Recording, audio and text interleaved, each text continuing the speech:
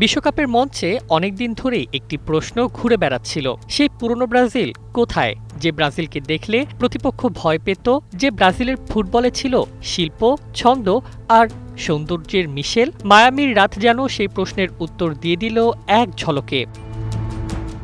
স্কটল্যান্ডকে ৩-০ গোলে বিধ্বস্ত করে শুধু নক আউট নিশ্চিত করেনি ব্রাজিল, বরং পুরো বিশ্বকে দেখিয়ে দিয়েছে কেন তাদের এখনও বিশ্বকাপের অন্যতম বড় দাবিদার বলা হয়। শেষ বাঁশি বাজার সঙ্গে সঙ্গেই যেন একটি বার্তা ছড়িয়ে পড়ে বিশ্বকাপ জুড়ে, সাবধান, ব্রাজিল ফিরছে।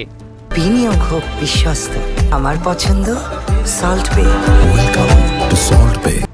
ম্যাচের শুরু থেকে ছিল আক্রমণের ঝড়। ভিনিসিয়াস জুনিয়রের গতির সামনে বারবার অসহায় দেখিয়েছে স্কটিশ রক্ষণভাগকে। মাত্র ৭ মিনিটেই গোল করে দলকে এগিয়ে দেন এই তারকা। এরপর প্রথমার্ধের যোগ করা সময়ে হেডে নিজের দ্বিতীয় গোল করে স্কটল্যান্ডের স্বপ্ন প্রায় শেষ করে দেন তিনি। তবে শুধু গোল নয়, ব্রাজিলের খেলায় সবচেয়ে বেশি মুগ্ধ করেছে তাদের ছন্দ, পাস, মুভমেন্ট, আক্রমণের বৈচিত্র্য। সবকিছু মিলিয়ে অনেকদিন পর দেখা গেল জেগো বনিতোর আভাস। দ্বিতীয়ার্ধে মাতিউস কুনিয়ার গোল যেন সেই আধিপত্যেরই চূড়ান্ত প্রকাশ। আরেকটি মুহূর্ত আবেগে ভাসিয়েছে কোটি সমর্থককে। দীর্ঘ ৯৮১ দিন পর ব্রাজিলের জার্সিতে মাঠে ফেরেন নেইমার। ৭৬ মিনিটে বদলি হিসেবে মাঠে নামতেই গ্যালারি কেঁপে ওঠে নেইমার ধ্বনিতে।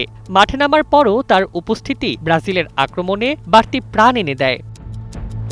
একই সময়ে মরক্কো হাইতিকে ৪-২ গোলে হারালেও গোল ব্যবধানে এগিয়ে থেকে গ্রুপ চ্যাম্পিয়ন হয়েছে ব্রাজিল। ৩ ম্যাচ শেষে ৭ পয়েন্ট নিয়ে শীর্ষে থেকে শেষ ৩২-এর টিকিট কেটেছে আনচেলত্তির দল। এখন প্রশ্ন উঠছে, এবারের বিশ্বকাপের চ্যাম্পিয়ন কি ব্রাজিল? এমন ভবিষ্যদ্বাণীর কারণও আছে, কারণ শুধু জেতা নয়, কিভাবে জিতছে সেটি সবচেয়ে গুরুত্বপূর্ণ। প্রথম ২ ম্যাচে ছন্দ খুঁজে না পাওয়া দলটি যখন ঠিক সময়েই নিজেদের সেরা রূপে ফিরতে শুরু করে, তখন তারা অন্য যে কোনো দলের জন্য ভয়ঙ্কর হয়ে ওঠে। ভিনিসিয়াসের দুর্দান্ত ফর্ম, কুনিয়ার ধারাবাহিকতা, আলিসনের নিরাপদ হাত আর নেইমারের প্রত্যাবর্তন, সব মিলিয়ে ব্রাজিল এখন আত্মবিশ্বাসে টগবগ করছে। বিশ্বকাপের বাকি দলগুলোর জন্য হয়তো সতর্কবার্তা একটাই, সাম্বার সুর আবার বাজতে শুরু করেছে। News desk, ২১ television.